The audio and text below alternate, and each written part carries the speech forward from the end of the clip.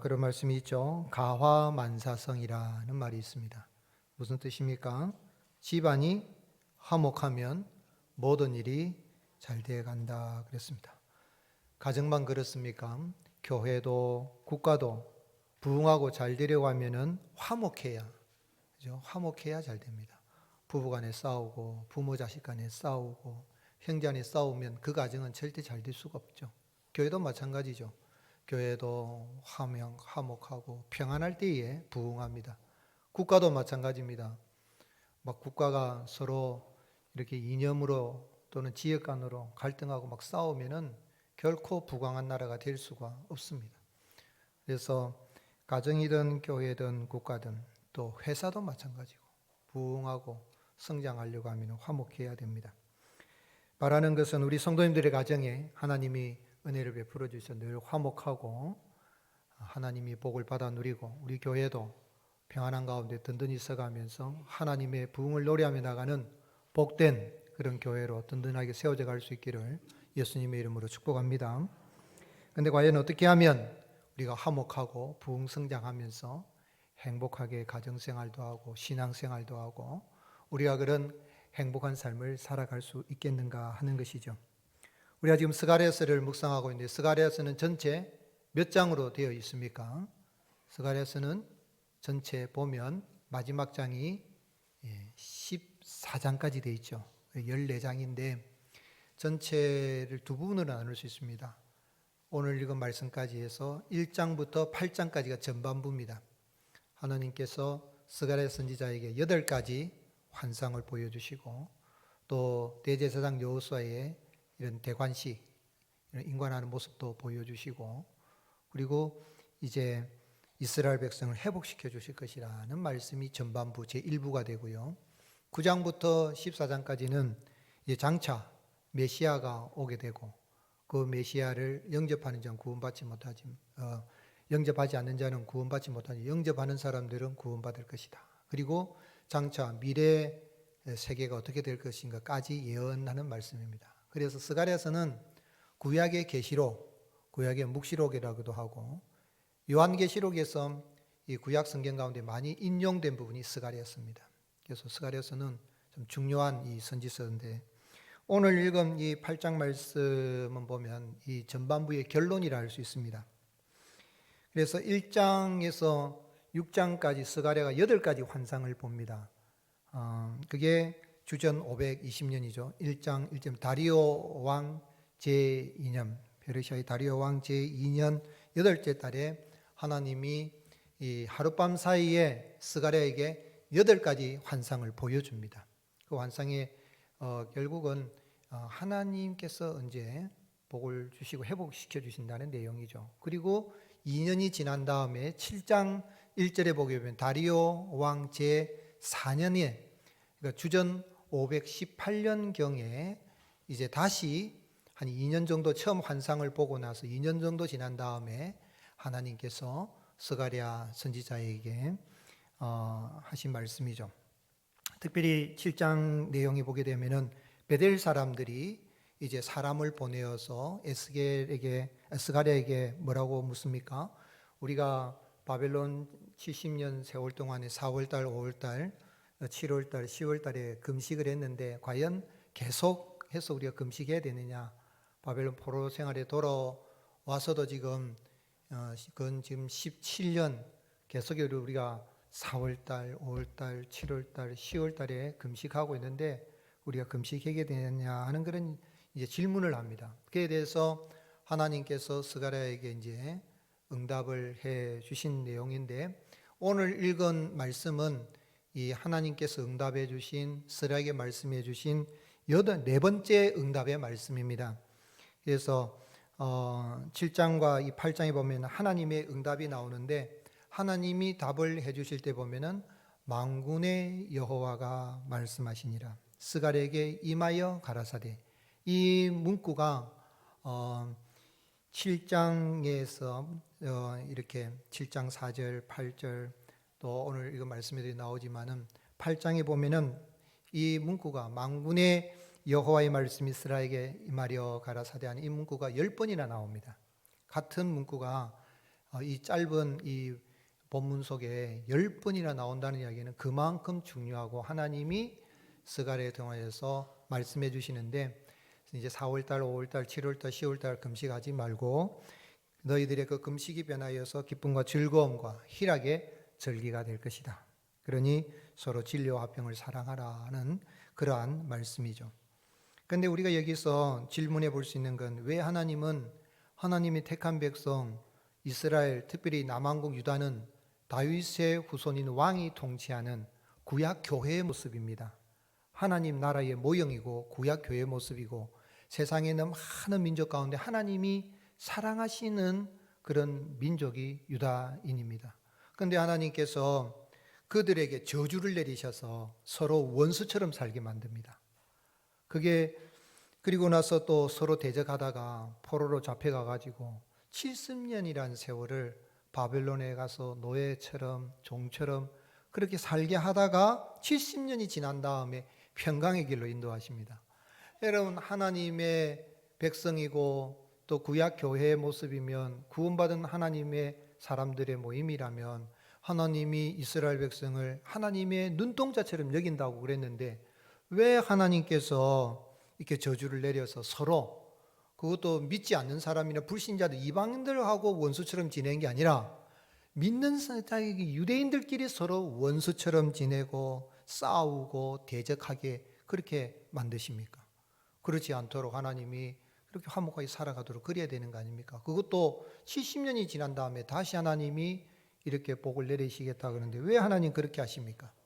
그리고 또 오늘 말씀에서 어떻게 하면 우리가 화목하고 부흥 성장하면서 우리의 가정이 행복하고 번성하고 교회도 부흥 성장하고 나라도 싸우지 않고 다투지 않고 부강한 나라로 세워갈 수 있는 길을 알 수가 있겠습니까? 여호와 하나님께서 택한 백성 이스라엘 유다를 이방인 가운데 저주가 되게 하셨다가 70년 만에 다시 예루살렘에 돌아오게 하시고 성전을 재건하고 봉헌하도록 하고 하신 것은 그들을 미워서가 아닙니다. 미워서가 아니라 이들을 깨닫나 알게 하기 위함인데, 그 무엇입니까? 여호와 하나님께서는 반드시 그의 택한 백성에게 은혜를 베풀어 주시고 그들이 당하고 있는 저주가 변하여서 복이 되게 하는 그런 부흥의 역사가 일어나게 하시는 분이라는 것을 알게 하기 위함인 것입니다. 오늘 여러분, 우리가 부흥 성장하고 잘 되려고 하면 하나님의 은혜가 임해야 됩니다. 그걸 우리가 알아야 돼. 하나님의 은혜가, 여호와 하나님의 은혜가 임할 때 저주가 변하여서 복이 되는 부흥의 역사가 일어나게 되는 것입니다. 그 하나님의 은혜. 그래서 13절 말씀에 보면, 유다 족속아 이스라엘 족속아 너희가 이방인 가운데서 저주가 되었으나, 저주거리, 아이고 저 뭐 하나님 믿는다더니 저 예루살렘도 파괴가 되고 성전까지도, 그 저 성전까지도 다 불태워 보니까 유다의 신 야훼라는 저 신은 죽은 신인갑다 하고 저주거리 조롱거리 재수 없는 그런 민족이 유다 민족이죠. 저주가 되었으나 이제는 내가 너희를 구원하여 너희가 뭐가 되게 하리니 그랬습니까? 복이 되게 하리니. 두려워하지 말지니라. 손을 견고히 할지니라. 너희가 저주받은 것처럼 다 폐허가 되어 돌아와서 성전 재건한다니, 아무것도 가진 것도 없는데 어떻게 성전을 재건할 수 있을까 하는 생각이 들지 몰라도 너희들에게 임했던 저주가 변하여서 복이 된다. 여러분, 솔로몬 성전은 그 성전 지을 때에 다윗이 자기 사제를 다 틀어가지고 이 성전을 지을 수 있도록 금이라든지 보석을 다 준비해 놨습니다. 백향목이랑 다 준비했고, 솔로몬은 좀 보태가지고 짓기만 하면 되는 거거든요. 그래서 솔로몬 성전이라고 그랬는데, 그걸 오늘날 돈으로 환산하면 600조 원이 된다 그래요. 그걸 엄청난 건데, 지금 포로로 잡혀온 사람 돌아와가지고 이 성전 지으려니 아무것도 없죠. 폐허가 된데 가진 것도 없고, 우리 집 지으려고 그래도 그것도 어려운데 우리가 어떻게 지을 수 있겠는가? 또 대적들이 있습니다. 예배 방해하고 제사 못 드리 방해하고 교회 가는 거 못 가게 하고 막 방해하는 사람도 있고 조롱하는 사람도 있고, 아이고 저것들이 이제 성전 짓는단다. 다윗 같은 사람도 없는데, 돈도 없는데 무슨 성전을 재건을 하고 봉헌을 하겠다느냐. 그런 조롱거리 저주거리 그렇게 하지만 두려워하지 말라. 너희 저주가 변하여 뭐가 될지니라? 복이 될지니라. 두려워하지 마라. 성전 재건하는 일을 아무것도 없는 것 같아도 해라. 그러면 봉헌하게 할 것이고 너희에게 내가 반드시 신기한 기이한 도움의 손길을 함께해서 복을 줄 것이다 라고 하신 거예요. 그래서 하나님이 어떻게 은혜를 베푸신다 그랬으면 스가랴 8장 15절 이제 내가 다시 예루살렘과 유다 족속에게 무엇을 베푸기로 뜻하셨다 그랬습니까? 은혜를 베풀기로 뜻하였나니 너희는 두려워하지 말라. 여러분, 아무것도 가진 것 없어도 하나님의 은혜가 임하면 성전 재건한 일을 계속할 수 있다 그 말입니다. 하나님이 은혜를 베푸시기로 작정하였으니 뜻하였으니 뭐 다윗 같은 사람 없어도 솔로몬 같은 사람 없어도 너희가 성전을 재건할 것이고 봉헌할 것이며 또한 너희들 가는 길에 반드시 복이 되게 한다. 이 말은 복의 근원이 되게 할 것이라는 것, 축복의 통로가 되게 할 것이다. 그렇게 주님 말씀하신 것입니다. 그리고 하나님은 19절에 여호와가 이같이 말하노라 넷째 달의 금식과 다섯째 달의 금식, 일곱째 달의 금식과 열째 달의 금식이 변하여 유다 족속에 뭐가 되게 한다고요? 기쁨과 즐거움과 희락의 절기들이 되리니 오직 너희는 진리와 화평을 사랑할지니라 그랬어요. 그래서 베델 사람이 우리가 70년 동안 바벨론 포로에서도 우리나라가 망해가지고 하나님 잘못했습니다. 금식하고 애통하고 돌아와서 주전 530년 돌아와서 스가랴가 말하기 전에 15년 동안 또 스가랴가 말한 또 17년 계속해서 우리가 금식을 했는데 금식을 절기를 지켜야 됩니까? 4월 달에 금식은 예루살렘 성벽이 다 무너진 그것 때문에 슬퍼하고 5월 달에 금식은 성전이 불타버린 것을 슬퍼하고 7월 달에 금식은 그달랴 하나님께서 바벨론이 이렇게 느부갓네살 왕이 세워놓은 그 그달랴 유다 사람이 그런데 유다 왕족이 일어나서 죽입니다. 지금 나라가 쳐들어와가지고 이 바벨론 쳐들어와서 어려운데 자기들끼리 막 싸우는 거예요. 자기들끼리 막 싸우는 거예요. 일제강점기 때 일제 앞제비가 있고 또 고발한 사람이 있고 막 우리 민족끼리 싸웠던 것처럼 막 싸우는 그런 일들이라니까 그 나라가 망했죠. 그리고 10월 달에는 예루살렘이 다 포위가 돼가지고 있는 그런 것 때문에 하나님 앞에 금식하며 슬퍼했는데 그런데 하나님이 이 스가랴에게 네 번째로 응답을 만군의 여호와의 말씀이 내게 임하여 가라사대 너희들의 그 금식이 변하여서 뭐가 되게 한다고요? 기쁨과 즐거움과 희락의 절기가 될 것이다. 오늘 여러분 하나님의 은혜가 임하면 저주가 변하여 복이 되는 부흥의 역사가 일어납니다. 금식할 일이 변하여 기쁨의 역사가 일어나게 되는 것입니다. 예수님 믿는 사람들의 특징이 뭐예요? 얼굴에 뭐가 가득합니까? 기쁨이 가득해요. 예배당에 들어올 때도 기쁘지만 예배 드리고 집에 갈 때 모습이 기쁘면 안 믿는 영주동 사람들이 보고 아니 뭐 모자이크 교회 안에는 뭐가 있는데 사람들이 예배 드리고 나오는데 싱글벙글이고 이렇게 되면 전도가 저절로 됩니다. 그런데 예배 마치고 나서 뚝 따고 나가지고 에이씨 뭐 이러면 누가 교회 오겠습니까? 예수님 믿는 사람들의 특징은 기쁨이요, 웃음이요, 즐거움이요. 그게 일이 뭐 잘 돼서 성전 재건할 때 없어요. 돈도 없고 봉헌할 돈도 없고 그런데 아무것도 없는 것 같아요. 그러나 하나님이 저주가 변하여 복이 되게 하시고 금식이 변하여 기쁨과 즐거움과 희락의 절기가 되게 하신다. 하나님의 은혜가 임하니까. 그러니 기쁘고 즐거운 거예요. 하나님께서 되게 하실 것이다. 하나님 봉헌하게 하실 것이다 하는 그런 마음이 있으니 막 기쁨이 넘치는 거예요. 무신론 철학자인 니체가 왜 무신론 철학자가 됐습니까? 그 아버지는 목사님이었어요. 그런데 무신론자가 그런 철학자가 된 이유가 뭐냐면 그때 당시에 교인들이 많이 싸웠나 봐요. 그러니까 내가 예수 믿을 필요성을 느끼지 못한 이유는 그들의 생활에서 기쁨을 찾지 못하기 때문이다. 뭘 찾지 못한다고요? 교회 가서 싸우니까 얼굴에 뭐가 없어요? 기쁨이 없는 거죠. 신학적으로 막 싸우고 개혁하는 건 좋지만 개혁이 아니라 개악이 되어가지고 막 교회가 막 싸우니까 하나님 사랑하시는 교회라면 어떻게 저렇게 싸울 수 있느냐. 그러니 나는 하나님이 없다고 생각하는 무신론자가 되어버린 목사 아들인데 오늘 여러분 예수님 믿는 사람은 어떤 상황 속에서도 기뻐할 이유가 있는 사람입니다. 하나님의 은혜가 임하면 내 마음속 깊은 곳에서 그 배에서 생수의 강이 흘러 넘치는 기쁨의 역사가 일어나게 됩니다. 슈바이츠 박사가 현대 크리스찬을 비유하기를 뭐라고 이야기하냐면, 아프리카에는 물 없는 강이 많다. 그래서 아프리카는 와디라 그래가지고 뭐 한 번씩 우기 때에 비가 막 때는 그때는 큰 강을 이루는데 싹 지나버리면 강은 강인데 메마른 강. 모래 언덕 사이로 겨우 명맥을 유지하며 흘러가는 강물을 보면 강이라는 이름을 붙이기도 민망할 만큼 초라하고 비참하다. 시냇물 같죠. 강이 아니죠. 오늘날 크리스찬들도 물 없는 강처럼 억지로 흘러가는 신앙생활, 메마른 정신, 형식과 전통만 겨우 유지하는 교회들 많이 본다. 여러분, 예배드리러 나오는 게 기쁩니까? 아멘 소리가 왜 이래요? 기쁩니까? 기도하는 게 기쁨이 되고, 예배드리니 주께와 엎드려 경배드립니다. 예배드림이 기쁨이 되고 이렇게 되는. 근데 명맥만 겨우 아이고 또 오늘 교회 안 가면 목사가 전화하겠지, 이래가지고 오면 안 된다 이 말입니다. 그냥 하나님 감사합니다, 하나님 지켜주니 감사합니다, 뭐 기쁨이 넘치고 오늘 갔어도 뭐 이런 충만한 부흥의 역사가 하나님께서 일어나게 해 주시는 것입니다. 그걸 이야기해요. 그래서 왜 기쁘고 즐거움, 하나님의 은혜가 임하면, 이런 부흥에 일어나면 왜 기쁨의 역사 일어나는 겁니까? 먼저는 부흥은 하나님과의 관계 회복입니다. 누구와 관계가 회복이 된다고요? 하나님과의 관계 회복이 되는 거예요. 3절 말씀에 여호와가 이같이 말하노라, 내가 시온에 돌아와 예루살렘 가운데 가리니, 내가는 누구지요?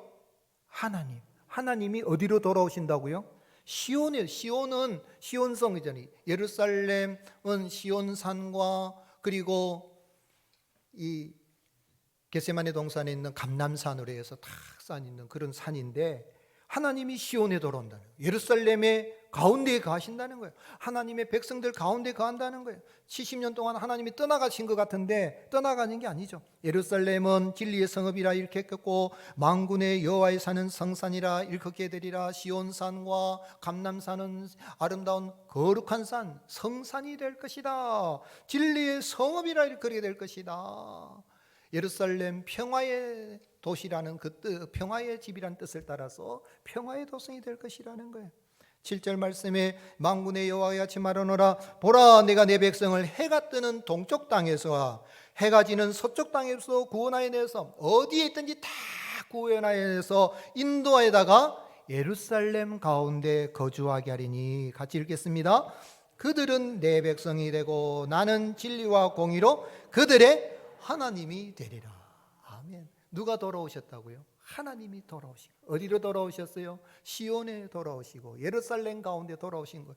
버리신 것 같아요. 하나님이 은혜가 떠나버리면 저주받은 것 같아요. 근데 하나님의 은혜가 임하니까 저주가 변하여 복이 되는데, 하나님과의 관계가 회복이 되는 거예요. 하나님이 나의 하나님이 되시고, 내 비록 살아가는데 고달프고 힘들지만, 성전 재건하는데 가진 것도 없지만 하나님이 우리와 함께 계신다. 진리와 공의로 내가 그들의 하나님이 될 것이다. 스가랴 2장 12절에 여호와께서 장차 유다를 거룩한 땅에서 자기 소유를 삼으시고 다시 예루살렘을 택하리니. 어떻게 택하신다고요? 다시 한번. 여러분, 하나님은 택한 백성 결코 버리지 않으시고 반드시 은혜를 부어주셔서 저주가 변하여 복이 되게 하시는 부흥의, 하나님의 부흥의 역사를 경험하게 하시고 그런 은혜를 누리게 하여 주십니다. 그 하나님 이 땅에 사람이 되셔서 오셔서 하나님과 우리 사이에 막힌 담을 허시기 위해서 친히 당신의 몸을 십자가에 내어주시고 그 아들 예수 그리스도의 그 피로 말미암아 하나님과 우리 사이에 막힌 담이 다 흐려지게 되고, 하나님 앞에 누구든지 예수님을 믿는 사람은 아빠 아버지라고 나아가게 되고 하나님의 백성으로, 하나님의 자녀로 살아가게 된 은혜를 베풀어 주셨습니다. 바울은 에베소서 2장 16절에 또 십자가로 이 둘을 한 몸으로 하나님과 뭐하게 하려고요? 화목하게 하려 하심이라. 원수된 것을 십자가로 소멸하시고. 여러분, 부흥의 은혜가 임하면 하나님이 나의 하나님이 되고 나는 하나님의 자녀가 되고 하나님의 백성이 되는 그런 은혜를 누리게 되는 것입니다. 그러니 기쁘죠. 감사합니다. 늘 감사합니다. 내가 하나님의 자녀야. 감사합니다. 그리고 두 번째로는 이 부흥은 사랑과의 관계가 회복이 되는 거예요. 사랑과의 관계, 하나님과의 관계 회복일 뿐만 아니라 참 하나님의 저주로 예루살렘이 폐허가 되어 성전이 파괴되고 뿐만 아니라 그런 어려움이 있고 사람들 간에 서로 다투고 싸웠는데 이제는 그게 다 사라지게 되고 4절 만군의 여호와가 이같이 말하노라 예루살렘 길거리에 누가 다시 앉을 것이라고요? 늙은 남자들과 늙은 여자들이 다시 앉을 것이라. 다 나이가 많으므로 저마다 손에 뭐를 잡을 것이요? 그 성읍거리에 누가 가득하다고요? 소년과 소녀들이 가득하여 거기에서 뛰놀리라. 여러분, 할아버지 할머니들이 지팡이 짚고 평안하게 길을 다닐 수 있는 시대가 평화의 시대입니다. 그렇잖아요. 저 동남아시아 어느 나라는 가면 그 나라의 평균 연령이 뭐 30대라나 40대라나. 왜요? 공산 집단이 들어와 가지고 막 다 죽여버리니까 어른이 없는 거야. 그럼 젊다지만은 사실은 그게 저주받은 거죠, 여러분. 어른이 없어요. 여러분, 어른이 있어서 할아버지 할머니가 아이고 우리야 해도 장수의 복을 누리고 평화롭게 할아버지 할머니 손잡고 임자 참 좋지, 이런 세상 되는 게 평화로운 세상이에요. 소년 소녀들이 길거리 다니면서 까까까까 웃고 희망이 넘치는. 그런데 예루살렘에 돌아올 때에 사실은 할아버지 할머니들 못 돌아옵니다. 바벨론의 포로로 70년 잡혀가가지고 늙어가지고 머리 다 허옇고 힘도 없는데 돌아갑시다. 아이고 나는 늙어서 못 간다. 너희들이나 가라 해서 온 사람이 5만 명 정도밖에 안 돼요. 또 애들도 70년 동안 그 살려면 거기서 태어나서 다 바벨론 국적을 얻고 거기 바벨론 나라 살잖아요. 그러면은 거기서 벌써 공부도 하고 뭐 거기서 20대면 지금 뭐 10대로 말하면 아이고 우리는 안 갈래요. 그래 그럼 너 여기서 공부하고 여기서 살아라. 생활비는 보태줄게. 이럴 수 있잖아요. 안 돌아오면 없어요. 그러니까 어린 아이들 젊은 소년 소녀도 없고 나이듦도 없다 그러니까 희망이 없어 보이는데 그런데 아니라는 거예요. 없어 보이는 것 같지만 하나님의 은혜가 임하면 사랑과 사랑 사이의 관계가 회복이 되어서 연로하신 어른들도 지팡이를 입고 장수의 복을 누릴 뿐만 아니라 소년 소녀들이 다음 세대가 번성하고 창작인 역사가 일어나게 될 것이다. 그리고 어른들하고 젊은 아이들하고 뭐 어른들은 요즘 젊은 것들 못 써 그러고 막 젊은 사람들 아이고 늙으면은 뭐 어쩌고 저쩌고 뭐 이렇게 되는 건 세대 갈등이에요. 세대 갈등이 없어진다 이 말입니다. 하나님의 은혜가 임하면, 이런 부흥이 임하면 사랑과의 관계가, 세대 간의 갈등이 다 해소가 되고 이런 은혜가 임하게 되는 것입니다. 10절에 이날 전에는 사람도 삭을 얻지 못하였고 짐승도 삭을 받지 못하였으되 사람이 원수로 말미암아 평안히 출입하지 못했다는 거야. 밖에 나가면 저쪽에 원수 같은 거니까 아이고 돌아가 버리고 뭐 이렇게 다른 골목으로 숨어버리고 이랬는데 이제는 그런 일이 없어지고 어떻게 해요? 내가 모든 사람을 서로 뭐하게 하리라? 풀어주게 하였느니라.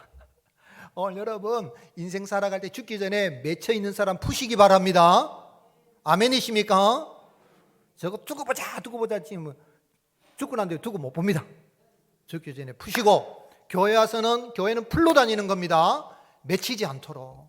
아이고 그럼 내가 먼저 내가 잘못 받는가 보다 하고 풀어. 그 하나님의 은혜가 임하니까 사람 사이에 맺혀 있는 게 풀어지게 하시는 게 하나님의 은혜입니다.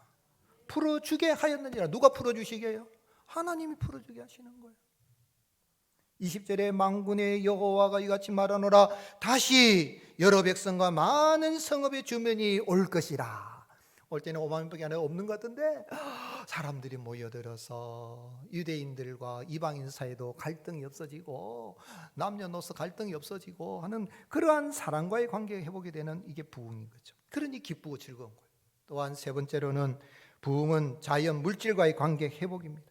여호와 하나님의 은혜가 임하니까 유다 백성들이 그 씨앗을 뿌리는데 평강의 씨앗을 얻어가지고 뿌렸더니 하나님께서 하늘에서 이슬을 내려서 열매를 맺게 하시는 것이죠. 12절 그 평강의 씨앗을 얻을 것이라 포도나무가 열매를 맺으며 땅이 산물을 내며 하늘은 이슬을 내리리니 내가 이 남은 백성으로 이 모든 것을 누리게 하리라. 하나님과의 관계, 사랑과의 관계, 자연과 물질과의 관계도 인간이 타락한 다음에 가시덤불 나고 엉겅퀴 나고 막 해놓으면 쌓아놓으면 좀과 동록이 생기고 안 돼요. 묻어 놔버리고 안 되는데 이제 하나님의 은혜가 임하니까 평강의 씨앗을 얻는다는 이야기는요, 그 씨앗이 살아있다는 거예요. 이런 봄이 돌아와서 씨앗을 뿌렸는데 어떤 건 나는데 저 뭐가 씨 뿌렸는데도 안 나요. 왜 안 나지요? 싹이 왜 안 납니까? 그 씨가 죽은 씨앗이래요. 씨앗도 죽은 씨앗은 아무것도 안 나요. 그러나 하나님이 은혜를 주시면 씨앗이 평강의 씨앗이 되어서 생명의 씨앗이 되어서 하나를 심었는데 30배, 60배, 100배 결실을 맺게 되는데, 유대 나라는요 광야입니다. 유대 광야. 사우디아라비아, 요르단 그 옆에 유대 나라잖아요. 중동입니다. 덥습니다. 광야입니다. 광야. 그런데 광야인데 거기에 물 조금만 내리고 씨가 뿌려지면 와 싹이 나고 자라서 열매가 맺는데, 그 열매가 얼마나 단지 몰라요. 얼마나 단지 몰라요. 그런데 그 비가 어디서 내리는 거예요? 그 물이 어디서 내리는 거예요? 헬몬산에 이슬이 유대 광야를 새벽에 쫙 내리면 아네모네 꽃도 피고 포도나무도 잘 되고 무화과 나무도 잘 되고 감람나무도 잘 되고 그런 이야기입니다. 포도나무가 열매를 맺고 땅이 산물을 내며 하늘은 이슬을 내리니, 하나님이 하늘에서 하늘 보고를 여시고 하늘에서 이슬을 내린다는 거예요. 즉 자연과 물질과의 관계 회복이 된다는 이야기는 하나님의 백성들이 가는 길에 하나님의 부흥의 역사가 일어나서 내가 하나를 심었는데 30배, 60배, 100배 이런 풍성한 결실을 맺게 하시는 물질과의 관계에 회복의 은혜를 주시니까 저절로 기쁨이 넘치는 거죠. 아멘이십니까? 그렇습니다. 예수님의 십자가 그 대속의 사랑으로 하나님과 우리 사이에 막힌 담만 흐려진 게 아닙니다. 사람과 사람 사이에 막힌 담만 흐려진 게 아닙니다. 그 막힌 담도 다 알아서 관계 회복될 뿐만 아니라 자연과 물질과의 관계도 회복이 다 되어서 풍성한 삶을 살아가게 하시니 하나님의 부흥의 역사가 임하니까 기쁨의 그런 잔치가 일어나게 되는 거죠.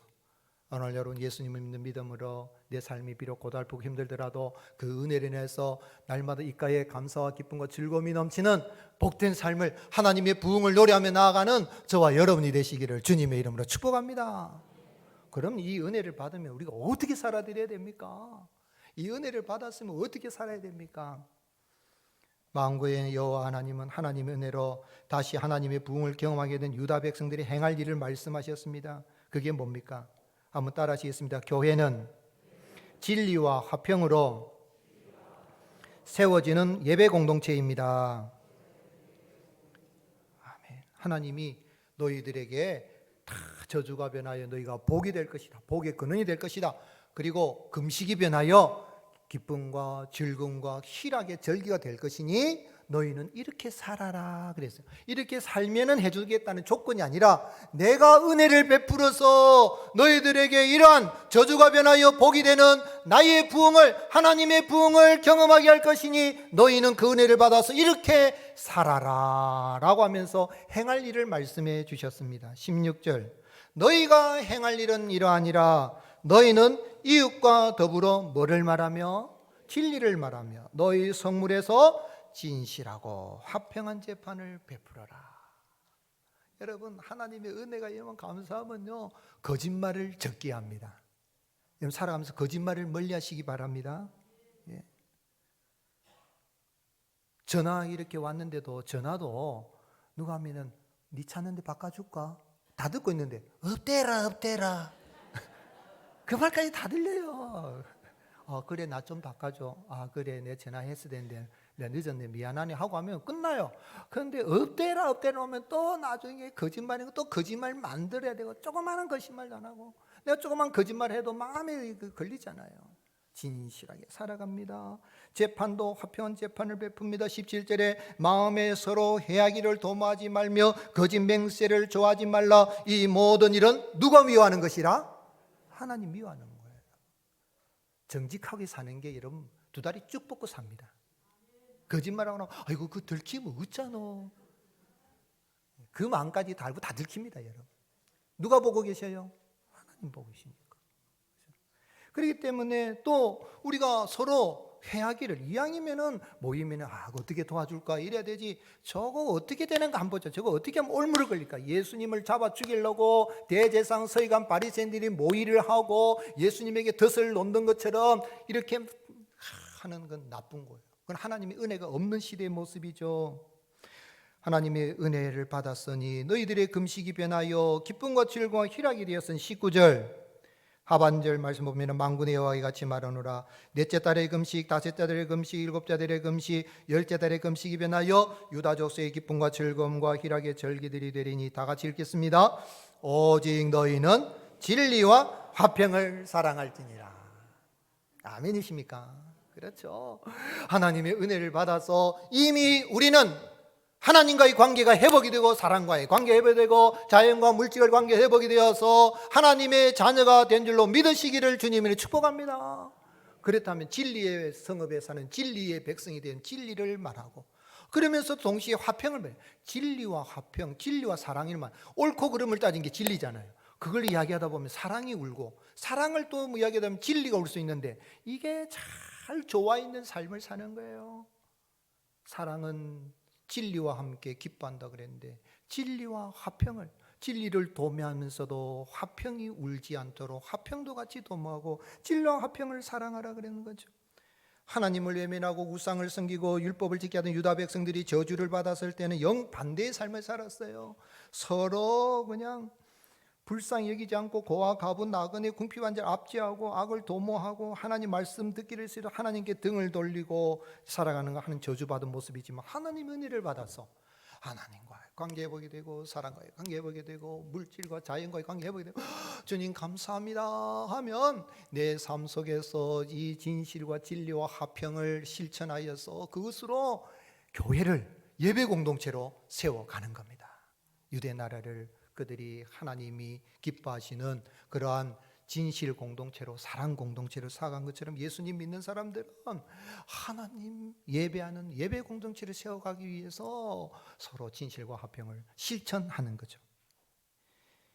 21절에 보게 되면은 이런 역사가 있게 되니까 유대 나라에 야, 쟤들 저주받아 끝난 줄 알았는데 쟤들이 역사의 주인공이 됐는데 바벨론도 무너지고 페르시아도 무너지고 그런데 쟤들이 다시 회복이 됐는데 성전 재건한다. 야, 저 성전에 한번 가보자 하면서 사람들이 우리도 가면 안 되나 하는 게 21절이에요. 그래서 나 예배드리러 가는데 그러니까 나도 따라가면 안 돼 하는 게 21절이죠. 그래서 22절에 뭐라고 했습니까? 많은 백성과 강대한 나라들이 예루살렘으로 와서 만군의 여호와를 찾고 여호와께 은혜를 구하리라. 23절 만군의 여호와가 이같이 말하노라. 그날에는 말이 다른 이방 백성 10명이 유다 사람 하나의 옷자락을 잡을 것이라. 자꾸 말하기를 뭐라고 말합니까? 하나님이 너희와 함께 하심을 들었나니 우리가 너희와 함께 가려 하노라. 이야, 모자이크 교회가 하나님이 계시는 것 같은데 사람들이 저렇게 기쁘고 즐거운데 우리도 교회 가도 돼요? 아멘이십니까? 저절로 전도가 돼요. 저 예수님을 처음 믿을 때 학창 시절부터 새벽기도 거의 안 빠졌어요. 학교 다니면서 새벽기도 하고 그리고 또 주일 되면 전도하러 나가고 토요일 날도 전도 나가고 전도하러 나가면은요 사람들이 그때는 학생이 전도하는데 담배 태우는 어르신도 이래 그래 미안하네 니 좋은 일 하네 그래 담배를 감추고 그랬어요. 근데 요즘은 전도하면 뭐라 그래요? 목사가 전도하면 아이고 젊은 게 말짱하게 생기갖고 근데 이 전도지는 아니고 그런 거 하지 말고 아주 정직하게 벌어먹고 사서 와 이렇게 이야기한다. 이 저주받은 시대죠. 그런데 하나님의 은혜가 임하면 이야 우리도 어느 교회 가고 싶다? 나도 모자이크 교회 가도 됩니까? 다시 이런 은혜가 부흥의 역사 일어날 줄로 믿습니다. 그러게 하려면 우리 교회가 가정이 어떻게 해요? 진실과 화평으로 화목함으로 교회를 무슨 공동체로요? 예배 공동체로. 하나님 예배 받기를 원해요. 예배라는 데 찾으세요. 예배 공동체 찾아가는 거죠. 그래서 주님이 예수님을 믿어 구원받은 제자들을 향하여 뭐라고 말씀하시며 팔복에 뭐라고 말씀하셨습니까? 마태복음 5장 9절 같이 읽겠습니다. 화평하게 하게 자는 복이 있나니 그들이 하나님의 아들이라 일컬음을 받을 것이요. 아멘. 화평하게 하는 자 피스메이커. 오늘 예수님 믿는 사람들은 주님의 은혜로 내가 하나님을 아빠 아버지라 부르고 나는 하나님의 자녀가 되고 하나님이 내가 하는 일에도 복을 주시니 감사합니다 막 기쁨이 넘치니까 가는 곳마다 피스메이커로 살아가는 거예요. 평화를 만드는 사람이 살아가는. 한번 따라합시다. 나는 화평하게 하는 자입니다. 아멘이십니까? 그렇죠. 주님은 계속 말씀하셨어요. 마가복음의 마가복음 9장 50절에 소금은 좋은 것이로되 만일 소금이 그 맛을 잃으면 무엇으로 이를 짜게 하리요? 너희 속에 소금을 두고 서로 화목하라. 이 소금이 누구를 가리키죠? 요즘 구운 소금 갖다 놓고 해라 그런 말이 아닙니다. 맛있는 소금 그런 게 아니라 이 소금은 그냥 비유지요. 누구를 가리키는 거? 예수님. 예수님은 참 소금. 나는 예수님을 믿어서 소금, 세상의 소금이 되었습니다. 그래서 예수님을 두고 우리는 다 소금이에요. 소금과 같은 비유에서. 그런데 참 소금이신 예수님을 두고 믿는 사람 너희끼리 어떻게 하라고요? 화목하라. 옆 사람하고 인사하십시오. 잘 지내입시다.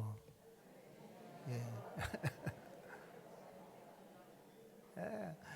문자도 따지는 문자 보내지 마세요. 야단치는 문자 보내지 마세요. 눈도 저는 요즘 눈이 어르신들 눈이 안 좋으시면 저도 이제 나이가 드니 그래요. 그런데 이 차원데 뭐한데 그 나쁜 말 하려고 보냅니까? 좋은 말 보내기도 하는데 고마워, 사랑해, 뿅뿅 이런 거 보내면 얼마나 좋아요. 따지고 그런 거는 아이고. 따질 일 있으면 혹시라도 그런 일 있으면 내가 잘 못 받는가 보다. 만나면 이야기해 봐야 되겠네. 그러면 다 풀어지고 화목한 역사 일어날 줄로 믿습니다. 교회가 그런 거예요. 교회는 그런 곳이에요. 초래 예루살렘에 성령이 임하니까 날마다 성전에 모이고 서로 떡해 먹고 나눠주고 기쁘고 하니까 있는 사람을 가져오고 없는 사람 가져가는데 가난한 사람이 없는 거예요. 그러니까 교회가 어떻게 됩니까? 사도행전 9장 31절 그리하여 온 유대와 갈릴리와 사마리아 교회가 평안하여 든든히 서가고 주를 경외함으로 성령의 위로로 진행하여 수가 더 많아지니라. 아멘. 이런 부흥을 다시 노래하고 우리가 진실과 화평을 실천함으로 우리 모자이크 교회에 다시 한번 하나님이 부흥케 하시는 그런 은혜의 역사 일어날 수 있기를 예수님의 이름으로 축복합니다. 로마 교회에 먹는 문제로 싸우는 교회를 제발 그러지 마세요 하면서 로마서 12장 18절 할 수 있거든 너희로서는 어떻게 해요? 모든 사람과 더불어서 화목하라. 믿는 사람끼리는 얼마나 더 화목하게 지내야 돼요. 안 믿는 이웃 사람이랄지라도 아이고 예수님 믿는 내가 참아야지 하면 저 교회 다니는 사람 다르다 하고 인생 어려울 때에 나도 교회 가도 돼 하는 마음이 생기는 거예요. 아멘이십니까? 유명한 화가 되기를 원하는 몇 명의 소년들이 레오나르도 다빈치, 여러분 잘 아시죠? 다빈치가 있는 그곳에 이제 화가가 될 꿈을 찾아왔어요. 그 조용한 이 화방에서 다빈치가 그림을 그리는데 예수님의 얼굴을 그리려고 하는데 한 소년이 들어오다가 어찌 잘못해서 그 화실에 있는 화판점에 걸려서 넘어지는 바람에 작업이 방해가 됐어요. 이 화가 나가지고 붓을 집어 던지고 너가 말이야 하면서 야단을 쳤어요. 화를 냈어요. 그리고 나서 아이는 울면서 나가고 난 다음에 다빈치가 또 예수님의 얼굴을 그려야지 하는데 그려집니까? 안 그려집니까? 안 그려져. 아차 싶어가지고 밖에 울고 있는 애가 가지고 뭐라고 말하면 얘야 미안하구나. 내 말이 너무 지나쳤다. 나를 용서해다오. 나는 너보다 더 잘못했구나. 너는 그저 화판에 걸려 넘어진 것뿐인데 나는 공연히 화를 내어서 나의 생명 안에 흘러드는 하나님의 영감을 막았구나. 나와 함께 다시 화실로 들어가자. 그리고 예수님의 얼굴 그려졌다는 그런 일화가 있어요. 여러분 맞아요. 어떻게 보면 잘못한 사람 야단칠 수도 있어요. 그러나 내가 참고 이해하고 화를 안 내고 나가면 주님 거기에 화목한 역사 일어나게 되고 가정도 화목하고 교회도 평안하고 나라도 하나님 부강하게 하신 은혜를 베풀어 주시는 것입니다.